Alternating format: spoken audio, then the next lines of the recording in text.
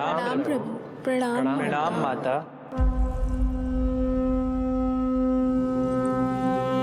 माता, प्रभु, दुष्कंस के अत्याचार दिन पर दिन बढ़ते ही जा रहे हैं। पृथ्वी की शांति नष्ट हो रही है प्रभु, और मैं देवराज इंद्र होकर भी कुछ नहीं कर पा रहा हूं। आपके प्रताप से मैं भूमि अनंत काल से समस्त विश्व का भार उठा रही हूँ, किंतु प्रभु अब दुष्टता इतनी बढ़ चुकी है कि मैं सहन नहीं कर पा रही हूँ। अब दया कीजिए प्रभु, इससे पहले कि मैं बुराई के इस असीम भार के नीचे दबकर ब्रह्मांड की अतल गहराइयों में खो जाऊं। मेरी सहायता कीजिए प्रभु। आंखें खोलिए प्रभु, आंखें खोलिए।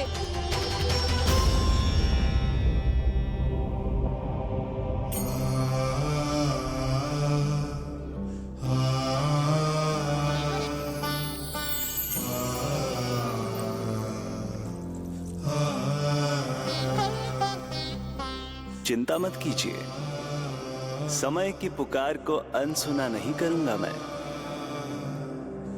मैं आप सबका कष्ट हरूंगा। मैं अवश्य अवतार लूंगा, मैं अवश्य अवतार लूंगा, मैं अवश्य अवतार लूंगा। श्री कृष्ण के रूप में, श्री कृष्ण के रूप में, श्री कृष्ण के रूप में।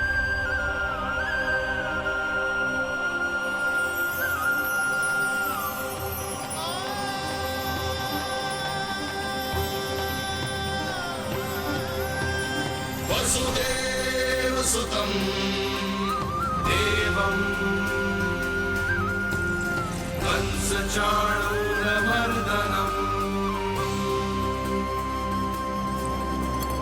यशोदा परमानन्दम्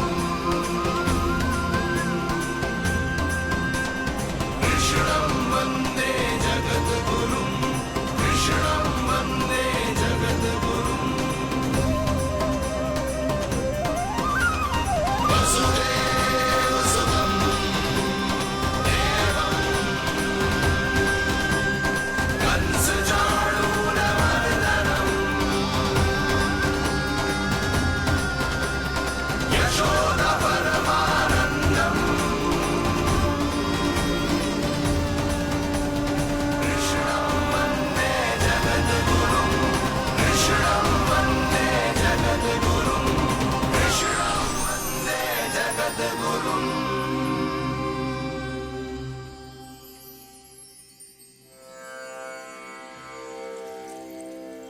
कंस का वध करूंगा, ऐसी परिस्थितियां उत्पन्न करूंगा जिनके कारण इस काल का सबसे बड़ा युद्ध होगा।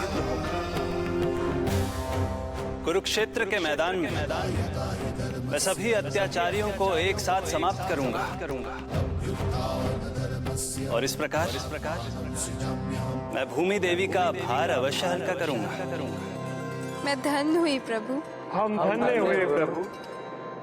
किंतु ये सब मेरे अगले अवतार के प्रमुख कारण नहीं है। तो फिर प्रभु? मेरे अगले अवतार का सर्वप्रथम और सर्व प्रमुख कारण है मां के अलौकिक प्रेम का अनुभव करना। मैं मां की ममता के सभी रूपों का आनंद लेना चाहता हूं।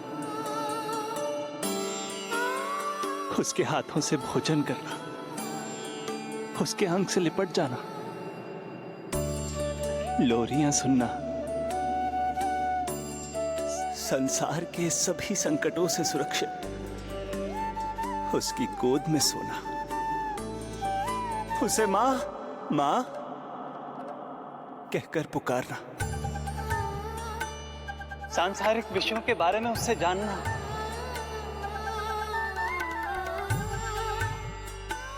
और फिर कोई शैतानी कर उसके आगे आगे भागना, उससे डांट खाना और फिर उसे मनाने के लिए क्षमा मांगना।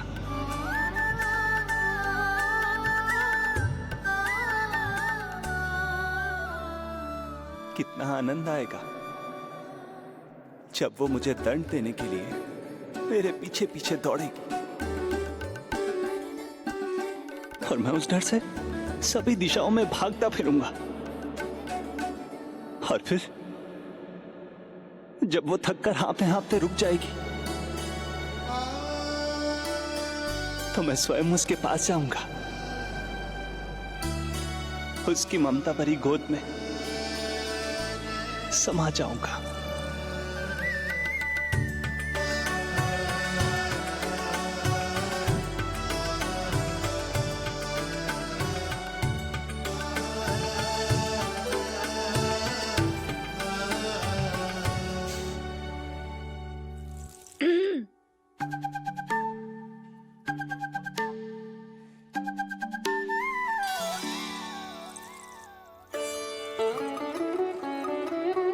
प्रभु, एक प्रश्न है। माँ और संतान के अद्भुत रिश्ते के इस आनंद को आप किसके साथ अनुभव करना चाहते हैं?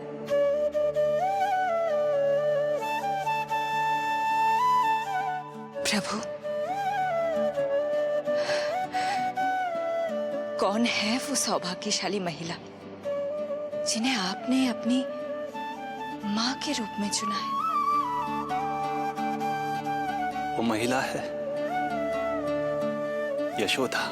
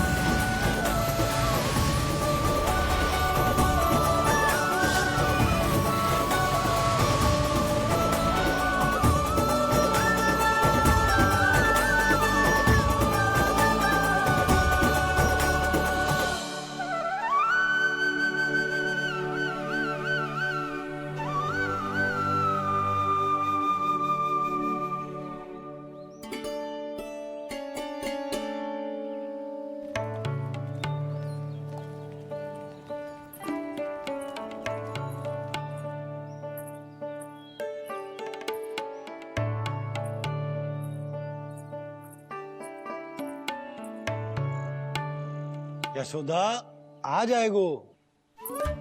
आपके जैसा बड़ा ना है कि रास्ता ढूंढते हुए अपने आप घर लौट आएगा। बस 6 महीने का बालक है, अबोध है।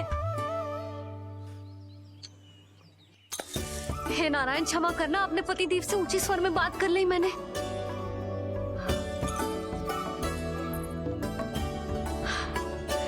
किसी को भी बुद्धि ना है पूरे गोकुल में कि नंद जी का बालक खो गयो है, सुबह सुबह घर से भाग गयो है। किसी को ना पड़ी है कि उसे ढूंढे लेकर आए। यही सम्मान देते हैं वे गोकुल के राजा को। हे भगवान, ना जाने मेरा बच्चा कहाँ होगा, कैसा होगा। कितना समय होगा है, अब तक तो भूख भी लगी आई होगी उसे। आप क्यों रुक गए? आप खाओ। हाँ हाँ, आप खाओ, आनंद से खाओ। आपको तो कुछ चिंता ही ना है। माँ ही तड़पती है अपनी संतान के लिए।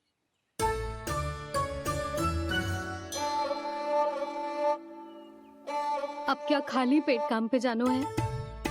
क्या कहेंगे सब कि यशोदा अपने पति को भूखा रखे? ना ना, आप खाओ, खाओ ना।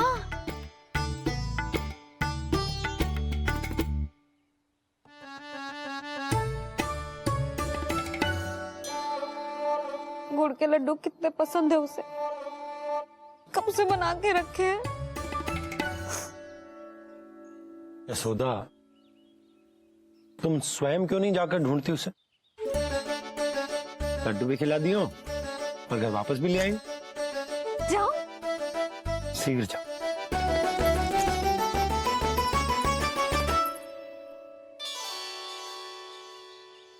किंतु आप तो खाना खा रहे हो ना पति देव? वही तो, मैं खाना खा रहा हूं, परंतु वो भूखा है। तुम जाओ। वो तो भूखा है।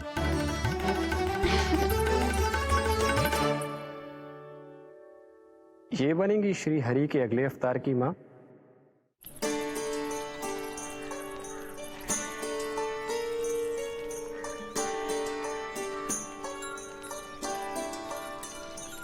मेरे बच्चे को देखो है ना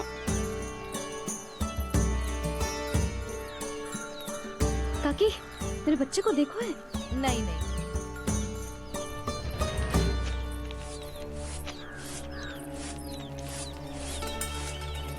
सुमति, मेरे बच्चे को देखो है क्या कहीं? नहीं तो ना देखो। जानकी, प्रभावती, मेरे बच्चे को देखो है कहीं?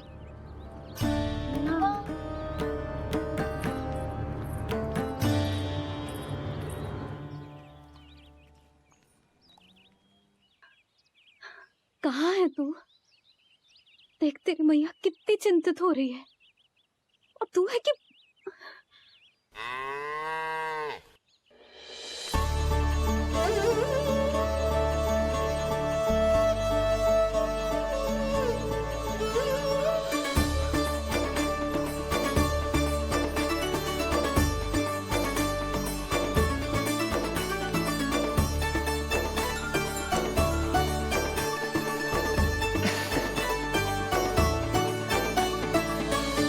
हाँ, अभी तक मैया यशोदा का लाडला यही है, 6 माह का बछड़ा। इसी पर ये अपनी सारी ममता न्योछावर करती हैं। तू फिर भाग गो। प्रतिदिन का काम होगा है तेरा। मैंने कही थी ना, मेरे बिना, अपनी मैया के बिना कहीं ना जानो है।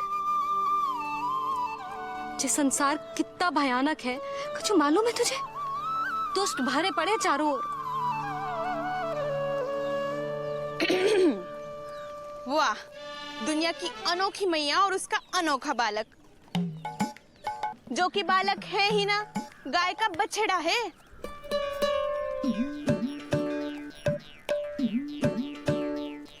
तो लक्षणा, तुम्हारी जे दशा कौन ने की? और कौन ने? जे तुम्हारे सपूत ने कूद फाद के मेरे पूरे बगीचे का सत्यानाश कर दो है। मेरा रामू ऐसा कर ही ना सकता। जे क्यों आएगा तुम्हारे बगीचे में? रंग बिरंगे फूलों के लिए।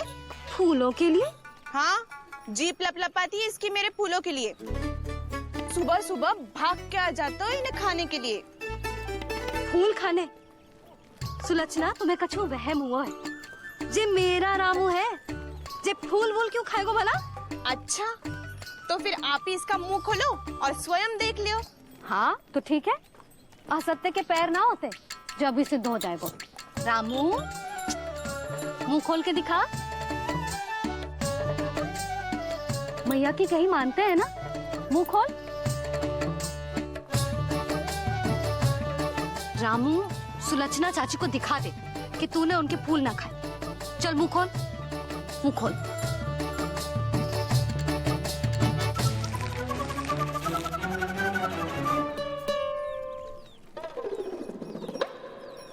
हाँ हाँ, देख लो, इसने कुछ ना खाया है। हाँ, हम चल रहे हैं। अरे पर मुझे भी तो देख लेने दो। सुलक्षणा, मैं नंद देव की पत्नी हूँ। तुम्हें क्या लगता है मैं असत्य बोलूंगी? ना ना जशोदा जी, लेकिन आप तो सिद्ध करने वाली थी ना। हाँ, हो तो गए हो सिद्ध। चल रामू, देर हो रही। अरे अरे, वैसे रामू जी बहुत बुरी बात है, नंद जी का बालक चोरी कर दो। छी, जो अपनी वस्तु ना है उसे छूते भी ना है, समझ आई? जे करूंगी, सुलक्षणा के यहाँ भरी टोकरी बेसन के लड्डू भिजवा दूंगी, प्रसन्न हो जाएगी। ये तो बड़ी चतुर है प्रभु। हाँ प्रभु, और जीवट भी है इनमें। बस यही देखा आप सबने? क्या आपने एक माँ की चिंता नहीं देखी? प्रत्येक मूल्य पर अपनी संतान की रक्षा करने का स्वभाव नहीं देखा? या फिर असत्य भाषण करने पर अपनी भूल सुधारने की व्यग्रता नहीं देखी? कोई बात नहीं, मैं बताता हूं यशोदा क्या है। यशोदा पवित्रता की प्रतिमूर्ति है, विश्वास का आधार, सुरक्षा की भावना है, ममता का मूर्त रूप है वो, वात्सल्य की गंगा है, भावनाओं का बहता हुआ निर्झर है। यशोदा अपने आप में परिपूर्ण है। यशोदा मां है। प्रभु,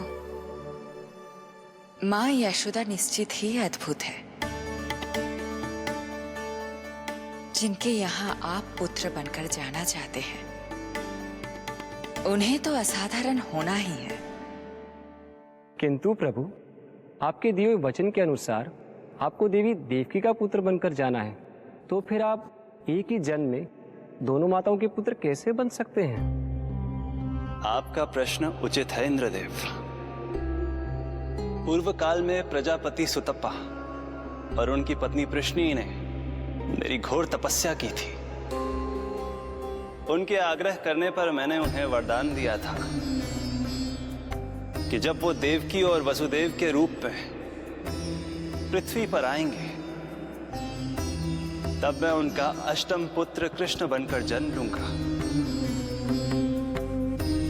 पर मैया यशोदा के वात्सल्य प्रेम ने मुझे दुविधा में डाल दिया, क्योंकि वो भी तो पिछले जन्म से ही है ना। पिछले जन्म से?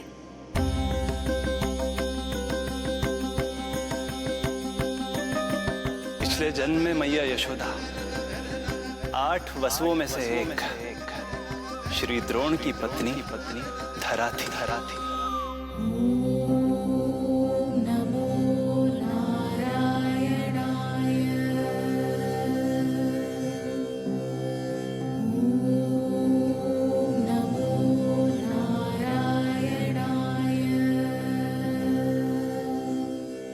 दोनों सहस्त्रों वर्षों तक निरंतर मुझे पुत्र रूप में पाने की मनोकामना के साथ घोर तपस्या करते रहे। अपने तप में वो दोनों इतने लीन थे कि प्रकृति की कोई भी शक्ति उनका ध्यान भंग नहीं कर पाई। किंतु फिर एक दिन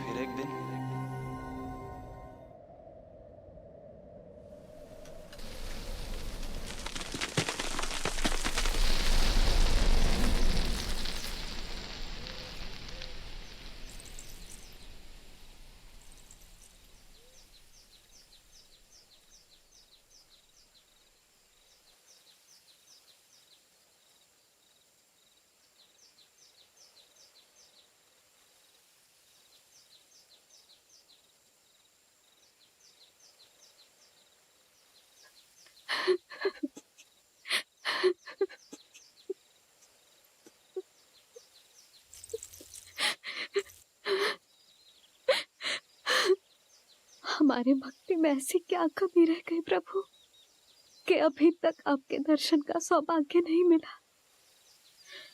अब तो सैकड़ों वर्ष बीत गए हैं आपका सुमिरन करते हुए।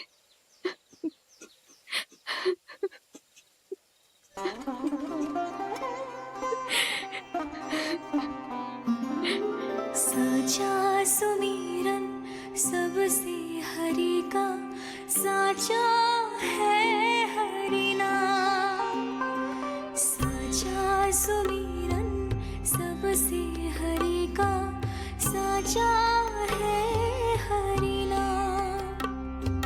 जिनकी कृपा से बन जाते हैं सबके बिगड़े काम, सबके बिगड़े काम।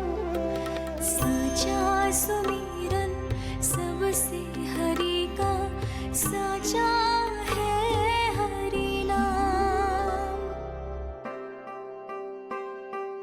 आतुर है आंचल का उपवन, सुनने को पैजनियां छुन छुन।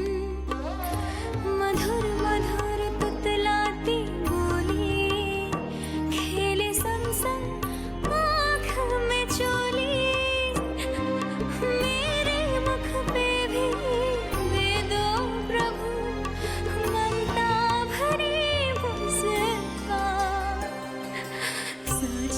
सुमिरन सबसे हरि का साचा है हरि नाम। भक्त बिना भगवान है जैसे, माता बिन संतान के वैसे, हरि बिन मेरा जीवन सूना, भगवन लाज मेरी रख लो ना, भगवन लाज मेरी रख लो ना।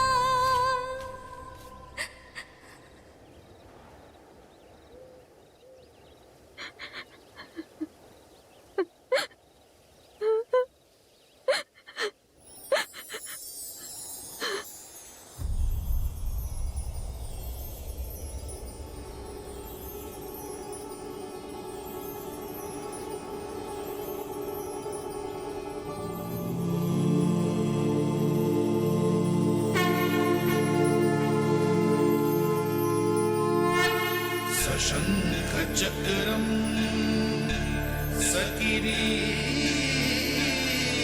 कुंडलम सपीत वस्त्रम सरसीरुहेक्षणम सहार वक्षस्थला शोभितौस्तुभम् नमामि विष्णु शिरसा चतुर्भुजम्।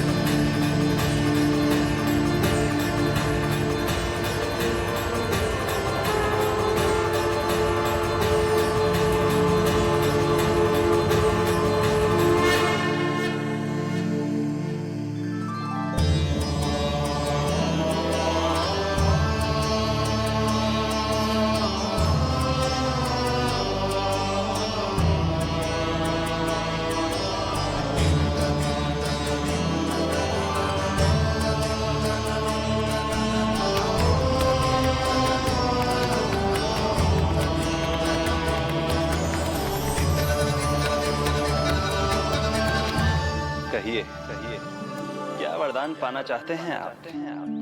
प्रभु, हम आपकी सेवा करना चाहते हैं, परंतु भक्त की भांति नहीं, अभी तो माता पिता के समान।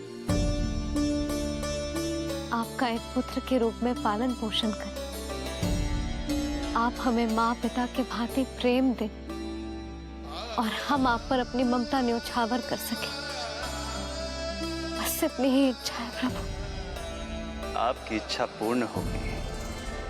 मैं आपकी संतान के रूप में अवश्य आऊंगा, किंतु उसके लिए आपको मेरे अगले अवतार के बाद एक और अवतार की प्रतीक्षा करनी होगी, क्योंकि अगले जन्म के लिए मैं पहले ही ये वरदान माता देवकी को दे चुका हूँ। प्रभु, किसी भी जन्म में आपको अपने पुत्र के रूप में पाना मेरा सौभाग्य होगा, किंतु मेरी ममता मेरे वश में नहीं है प्रभु। आप साक्षात मेरे सामने खड़े हैं, किंतु मेरे नेत्र आपके इस दिव्य चतुर्भुज रूप को नहीं देख पा रहे। इन्हें तो आप अभी से बाल रूप में दिखाई दे रहे हैं। मेरे भीतर उमड़ती ममता की ज्वार का अनुभव कीजिए प्रभु। केवल कल्पना मात्र से मेरा वक्ष स्थल दूध से भराया है। ये गोद तरसने लगी है, मन अभी से लोरिया गाने लगा है। मेरे इस अनुरोध को स्वीकार कीजिए प्रभु, कृपा करें। इस माँ से और प्रतीक्षा ना करवाए प्रभु, और प्रतीक्षा ना करवाए। उस पल माता धरा की ममता भरी भक्ति और प्रेम भाव को देखकर मेरे मुख से भी वो शब्द निकल ही पड़ा जिसे एक बच्चा पहली बार बोलना सीखता है, माँ।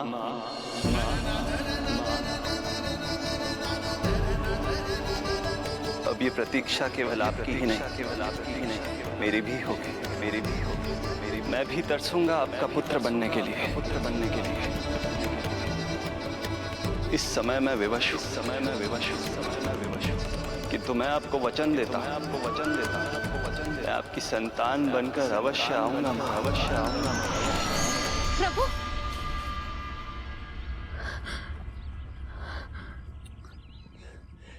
धरा, भगवान ने हमारी पुकार सुन ली।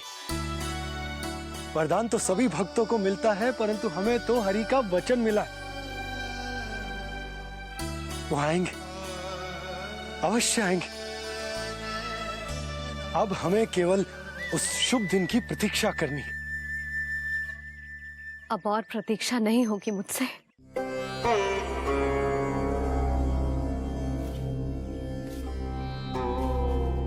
हमने सहस्त्रों वर्षों तक तपस्या की, ये समझ लो कि वो तपस्या अभी शेष। नहीं,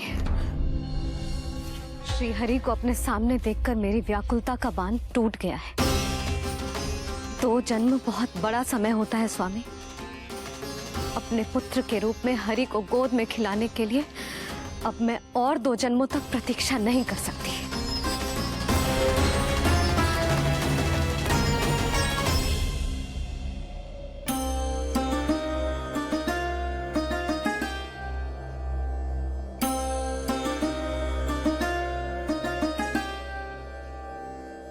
व्यर्थ हरि बिन जग ये सारा, व्यर्थ हरि बिन जीवन धारा।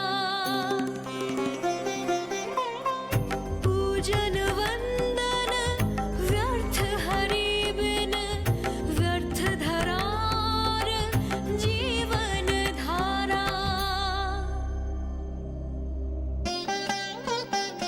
वरुण देव विनती सुन लीजिए, तन मेरा निर्जल कर दीजिए। हरि के बिन सारा जल तन का सागर सा हो गया है खारा। प्रभु, माता धरा की तपस्या का तेज अत्याधिक है। प्रकृति के पंचतत्व, 5 महाभूत इनकी पुकार सुनने के लिए विवश है।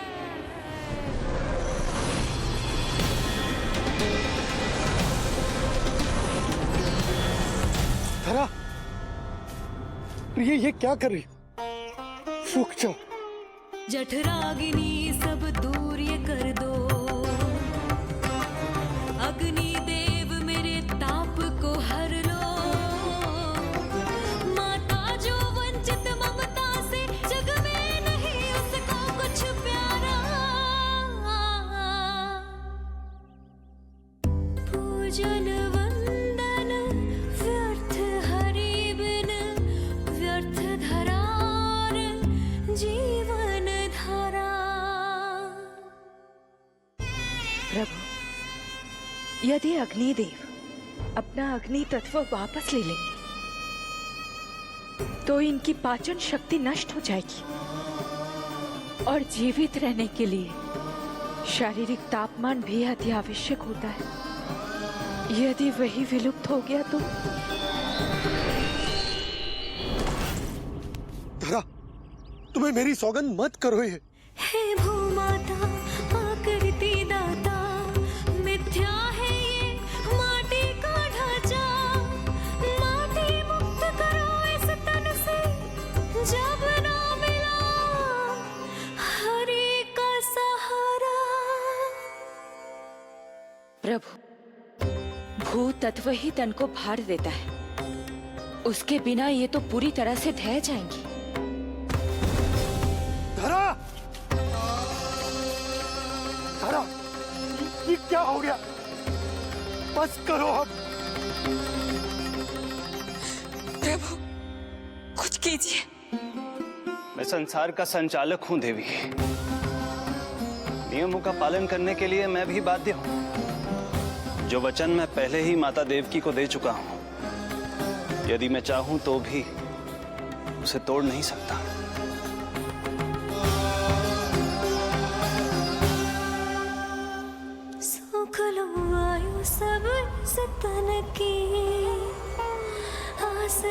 जो ना शेष है मन की वायुदेव कृपा करो अब ये रोक दो इन श्वासों की धारा।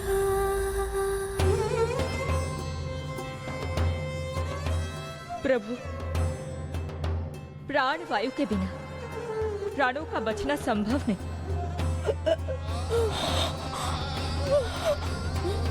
धरा,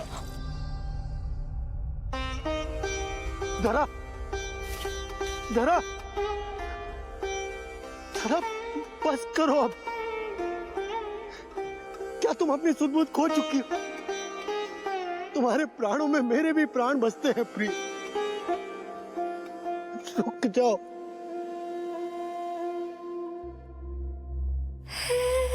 आकाश देव तुमको मेरा अंतिम प्रणाम। अंतरात्मा लीन करो मेरी लेके श्री हरि का नाम।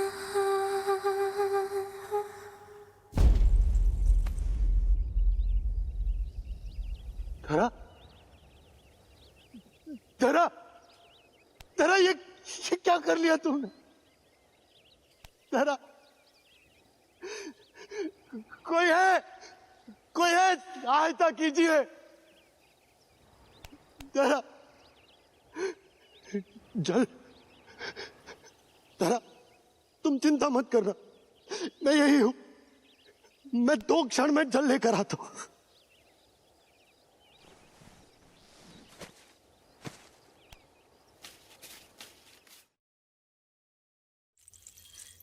प्रभु, आप नियमों से तो अवश्य बंधे हैं, परंतु आप लीलाओं के स्वामी हैं। कोई तो उपाय निकालिए। आपने इन्हें माँ कहकर पुकारा है। माँ की प्राण रक्षा पुत्र नहीं करेगा तो और कौन करेगा?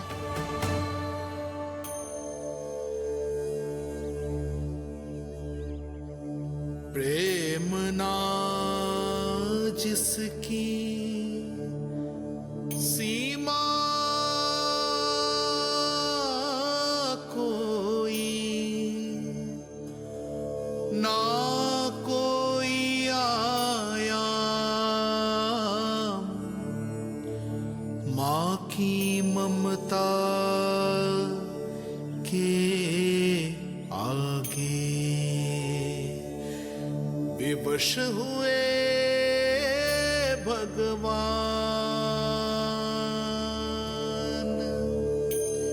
विवश हुए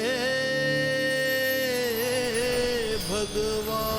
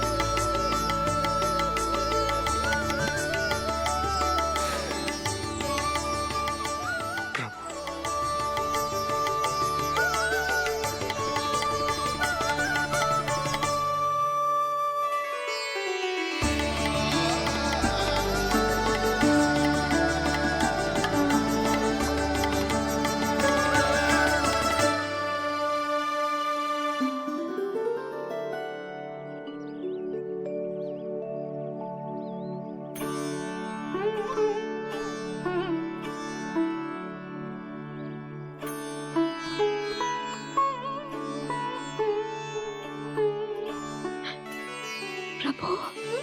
प्रभु नहीं, पुत्र कहो माँ।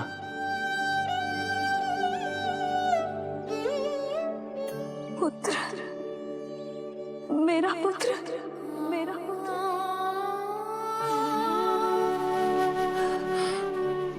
आज जैसे आपने मुझे अपनी गोद में लिटा रखा है,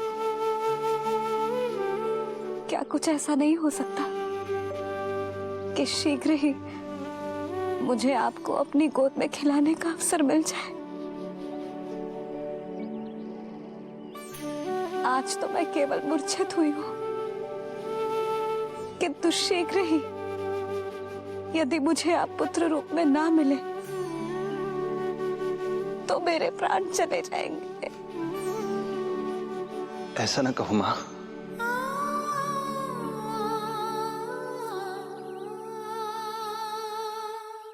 माता देवकी को मैं पहले ही वचन दे चुका हूं, इसलिए विधि के विधान के अनुसार मुझे उन्हीं का पुत्र बनकर जन्म लेना होगा।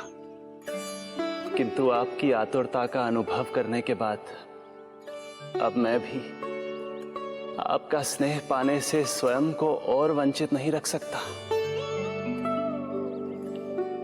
आपने वरदान मांगा था कि आप पुत्र की भांति मेरा पालन पोषण करना चाहती हैं, इसलिए यदि आप उचित समझे तो आप अगले जन्म में ही अपनी इच्छा पूर्ण कर सकती हैं। जिस आयु में संतान को अपनी मां की ममता के आंचल की आवश्यकता सबसे अधिक होती है, उस आयु में अर्थात अपने जन्म के प्रथम दिन से 10 वर्षों तक मैं आपके साथ रहूंगा। किंतु फिर मुझे अपनी जन्म देने वाली मां माता देवकी के पास लौटना होगा। ऐसा करने से मैं उन्हें दिया वचन भी निभा पाऊंगा और आपकी ममता का सौभाग्य भी प्राप्त कर पाऊंगा। यदि आपको स्वीकार हो तो। स्वीकार है, स्वीकार है प्रभु, सहर्ष स्वीकार है। एक माँ और पुत्र का नाता केवल उसके कोख से जन्म लेने से ही नहीं बनता, ये नाता तो ममता से बनता है, और मैं अपनी ममता आप पर न्यौछावर करने के लिए आतुर हूं। यशोमती मैया के नंद लाला, यशोमती मैया के नंद लाला, यशोमती मैया के नंद लाला, यशोमती मैया के नंद लाला। तो इस प्रकार परमपिता परमेश्वर श्री हरि विष्णु एक ही जन्म में दो माताओं का पुत्र बनने के लिए उत्साहित भी थे और भावुक भी। किंतु जगत माता श्री लक्ष्मी और अन्य सभी देवगण ये जानना चाहते थे कि श्री हरि ये अभूतपूर्व कार्य कैसे करेंगे। भगवान बोले, ये सब संभव होगा उसके कारण जो मेरे अगले जन्म की कथा का मुख्य पात्र है, कंस।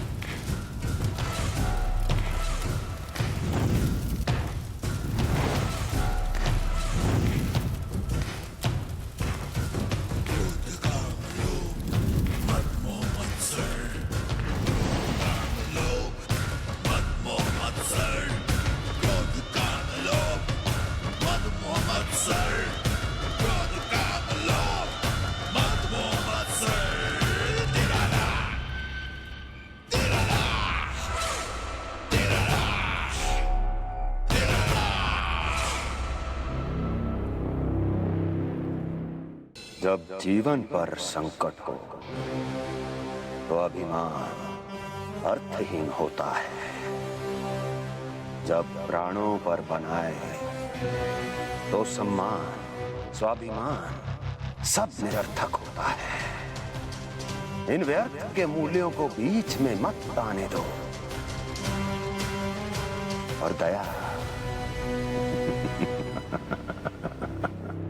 उसे तो बिल्कुल नहीं। मार डालो। साधु, संत, ऋषि, मुनि, स्त्री, वृद्ध, चाहे वो नवजात शिशु ही क्यों ना हो। किंतु हाँ, यदि शत्रु भारी पड़ने लगे, पराजय सामने दिखाई देने लगे, तो उसी क्षण शत्रु के पैर पकड़ लो और अपने प्राणों की भिक्षा मांग लो। अहंकार को आड़े मत आने दो। अग्नेः शेषम ऋणः शेषम शत्रुः शेषम तथैव च पुनः पुनः प्रवर्धेत तस्मात् शेषम न कार्येत। अर्थात अग्नि की एक भी चिंगारी, ऋण की एक भी मुद्रा और शत्रु की एक भी संतान यदि शेष रह जाए तो शीघ्र ही विकराल रूप धारण कर सकती है। इन सब का समूल नाश ही एकमात्र उपाय है अपनी सुरक्षा का। इसलिए कहता हूं, साम दाम दंड भेद कोई भी युक्ति क्यों ना लगानी पड़े, शत्रु के प्राणों का हरण ही परम उद्देश्य होना चाहिए। छोड़ो मत, फिर चाहे वो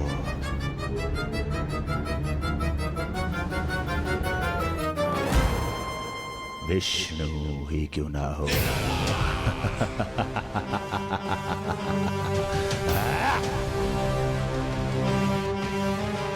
यही थी कंस की दिनचर्या।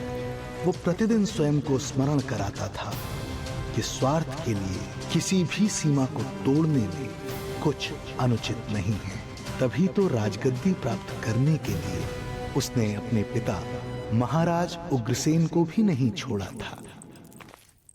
पिताजी,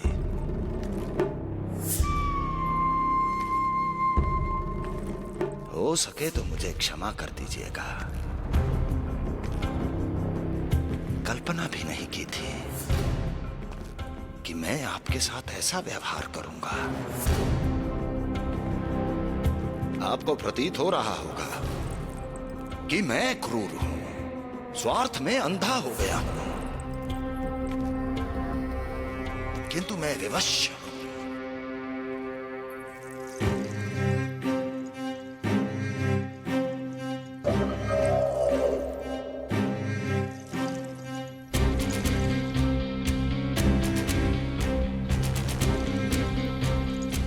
आज से सत्ता का ये भार अब मुझे उठाना पड़ेगा पिताजी, क्योंकि आप तो अत्यंत दयावान हैं। अपनी आवश्यकता से अधिक प्रेम आपको अपनी प्रजा से है, किंतु मैं ऐसा नहीं। मैं अपने शत्रुओं का काल हूं, तभी तो मेरे प्रति दुर्भावना रखने वाले मेरे सम्मुख आने से पहले तर तर कांपते हैं। इसलिए मथुरा का राज सिंहासन मेरे साथ अधिक सुरक्षित रहेगा, क्योंकि मैं आपसे अधिक उपयुक्त हूं पिताजी। मेरा विश्वास कीजिए। हृदय पर गोवर्धन पर्वत रखकर मुझे यह निर्णय लेना पड़ रहा है पिताजी।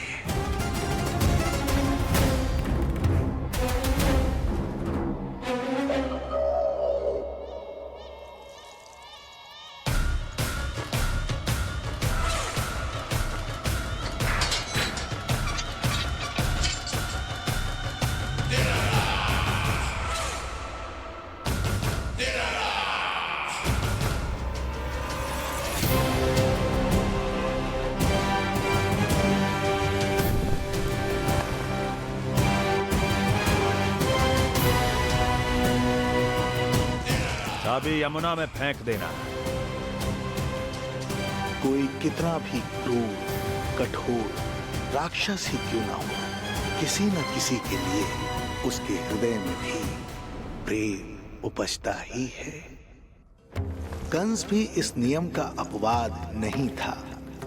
इस संसार में एक जीवात्मा ऐसी भी थी जिसे वो स्वयं से भी अधिक स्नेह करता था, और वो थी उसकी लाडली बहन देवकी।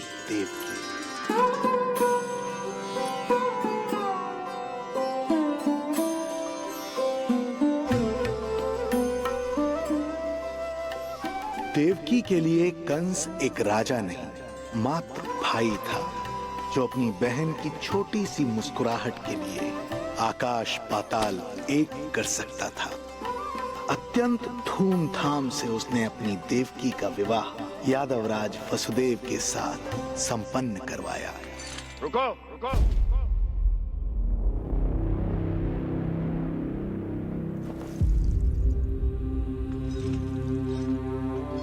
ये आप क्या कर रहे हैं? आप मथुरा नरेश हैं? नहीं कुंवर जी, आज मैं मात्र वो भाई हूं जो अपनी प्रिय बहन के साथ बस कुछ क्षण और व्यतीत करना चाहता है। कंस के हृदय में देवकी के लिए उमड़ता प्रेम का सागर तब अचानक सूख गया जब उसने ये आकाशवाणी सुनी। महापापी अत्याचारी कंस,